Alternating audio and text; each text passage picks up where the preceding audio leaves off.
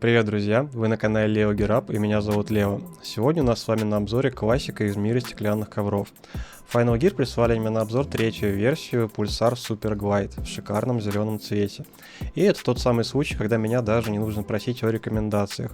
Очень многие из моих ковриков из предыдущих обзоров покупались мной на личные средства именно в Final Gear. Я уже много раз рекомендовал данный магазин в обзоре Konami Hoshino, Glassworks Polarity и так далее.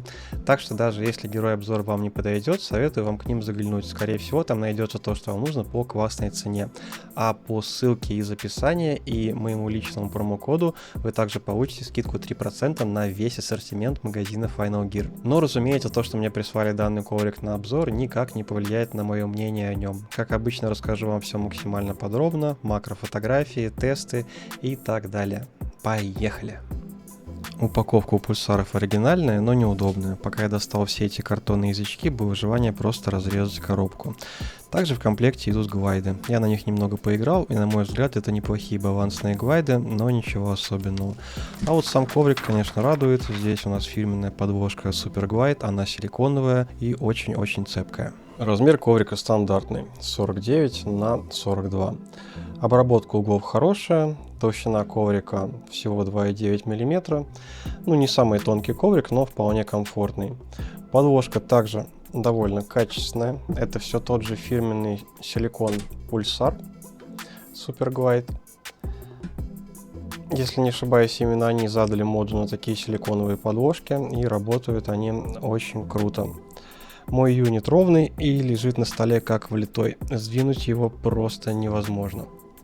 В свое время у меня были и первая, и вторая версии Super Glide в черном цвете. По сравнению с ними углы на этой версии гораздо приятнее, так как на второй версии они были даже слегка островатыми и неприятно врезались в предплечье. На третьей версии это исправлено и все ощущается отлично. Друзья, сразу после распаковки коврик ощущался ужасно липким, так что мы уже с вами научены горьким опытом, и я сразу вас предупреждаю. Сначала его протрите, дайте ему полежать, и после этого все будет нормально.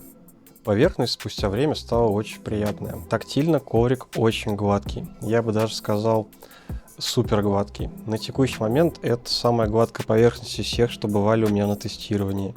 На ощупь даже не знаю, как это описать, как слегка резиновый бархат. Она настолько гладкая, что даже в макроснимках захватить текстуру было очень тяжело. На коробке данного коврика написано слово Speed. И если для первой версии Super Glide это еще можно было понять, то для второй и третьей версии Pulsar уверенно должен менять слово Speed на слово Balance.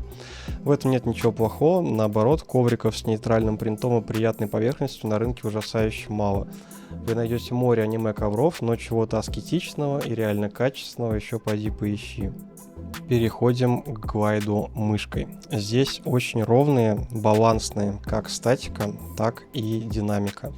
И на старте и в движении вы ощущаете постоянное сопровождение от стекла. Любые дрожания прицела на этом коврике исключены. Но если вам нужен взрывной старт и быстрая смена целей, то на данном стекле придется прилагать побольше усилий, чем на скоростных решениях вроде SAIO. Ну, давайте как раз быстренько с SAIO сравним. Показываю вам очень примерно визуально. Вы видите, как быстро мышка останавливается, как только она заезжает на Super Glide, и как она дальше катится по SAIO, когда я толкаю ее с Super Glide. То есть у данного коврика гораздо сильнее останавливающая сила, при этом он не сказать, что прям контрольное стекло, но все же даже чуть медленнее, чем Glassworks Polarity. Что однозначно круто, если вы не пользовались ранее стеклом и боитесь того, что я показываю на SAIO. На Super Glide однозначно сильнее ощущается стоп от вжатия, и я бы даже сказал, что по моим меркам это слегка болотистое стекло. То есть это идеально для тактических шутеров, но не идеально для супербыстрой смены целей.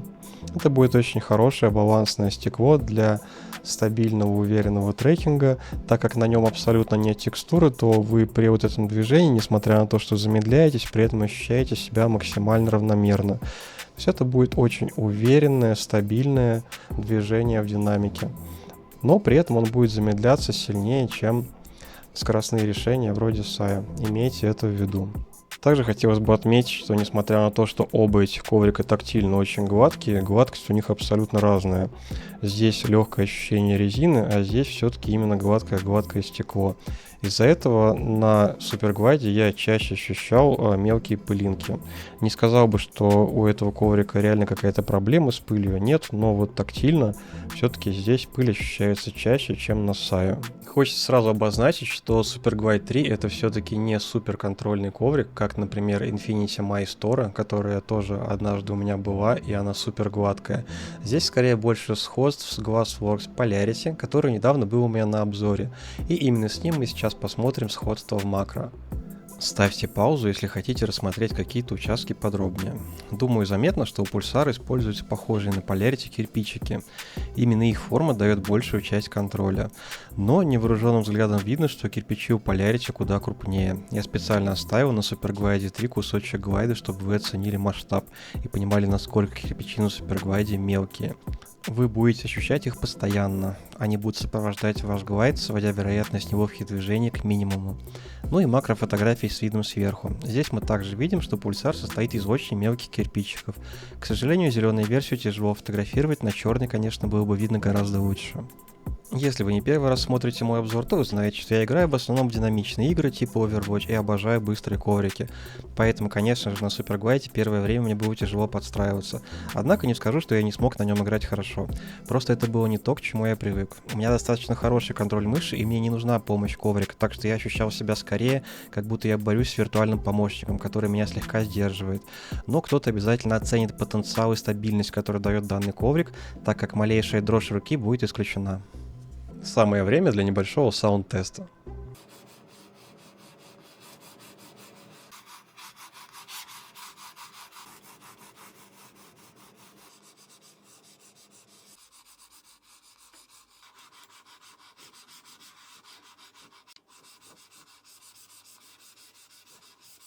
Переходим к тестам коэффициента статического сопротивления, которые показывают, как легко сдвинуть мышку с места на Superglide 3.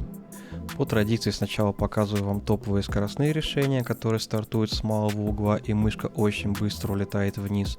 Ну и дальше вы увидите Superglide 3. У него средний угол старта в районе 4-4,5 градусов, у быстрых решений он обычно в районе 2-3 градусов. Ну и после старта мышка довольно неохотно двигается с места, это то самое сопровождение глайда, про которое я вам говорил. Очень стабильно, но не быстро. Как обычно, любимая рубрика многих – дроп-тесты. Итак, первый тест симулирует скорость мышки практически без нажатия на мышь. Здесь мы видим, что без нажима Superglide 3 все-таки чуть быстрее, чем Polarity, и чуть медленнее лавины из прошлого ролика. Это еще раз позволяет нам уверенно назвать его балансным ковриком.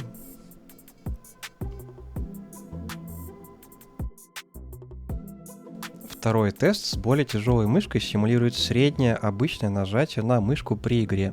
И здесь, как я и говорил, становится заметен уклон в сторону контроля. То есть Superglide у нас пропускает вперед Polarity, и в реальной игре ощущается помедленнее и чем Polarity, и чем лавина, ну и тем более, чем более скоростные решения вроде Zane, Осени или Сая. Ну и давайте уже расположим Superglide 3 в нашей чарт-таблице относительно других стеклянных ковров. Ну и здесь все просто. Без нажима Superglide 3 находится чуть выше, чем Polarity, на том самом идеальном месте для перехода с ткани на стекло. По уровню гладкости при этом он у нас находится даже ниже, чем Saya, то есть это очень-очень-очень гладкий коврик. Ну а в чарт-таблице под нажимом мышки Superglide 3 находится чуть пониже, чем Polarity, уже ближе к Superglide 2. Хотя на самом деле можно сказать, что вторая и третья версия Superglide примерно равны, так как в зависимости от юнита вы можете встретить как чуть быстрее, так и чуть медленнее. Друзья, я часто слышу просьбу по рекомендации глайдов. Хочется сразу вам сказать, что я не вижу смысла для каждого отдельного ролика или коврика рекомендовать какие-то отдельные глайды. Да, на разных ковриках разные глайды могут вести себя по-другому, но лично у меня есть устоявшиеся любимчики, которые я использую абсолютно на всех стеклах. Если вам так это интересно, то я могу их перечислить, и они появятся на вашем экране. Итак, друзья, выводы по Superglide 3. Что для нас самое главное при выборе стеклянного коврика? Первое — это тактильные ощущения, нравится ли он нам на ощупь. Здесь у нас Super Glide, это очень бархатный гладкий коврик, который немножко даже ощущается как резина. Из-за этого он очень приятный к руке, но имеет небольшие проблемы с пылью. И вторая важная для нас характеристика — это его скоростные качества. Здесь он выступает примерно на уровне Glassworks Polarity, либо Wallhack SP4 и SP5. При этом все же за счет его немножко вязкой тактильной отдачи я бы сказал, что по сравнению с Wallhack и Glassworks Polarity Super Glide 3 немножко уходит в сторону контрольных ковров. Поэтому если вы увлекаетесь тактическими шутерами и ищете железную устойчивость мышки, то Super Glide 3 это однозначно ваш выбор. В более динамичных шутерах, возможно, вам стоит поискать что-то более быстрое с более воздушным глайдом. Друзья, ну а я напоминаю, в описании есть ссылка на магазин Final Gear и мой личный промокод на скидку 3% на весь ассортимент магазина. Пользуйтесь, и тогда я смогу чаще выпускать обзоры на актуальные модели ковриков. Если данный обзор был вам полезен, пожалуйста, поставьте лайк, подписывайтесь на YouTube, подписывайтесь на Telegram и обязательно оставляйте комментарии. Я всегда стараюсь на них отвечать. Ну а на сегодня у меня все. Пока!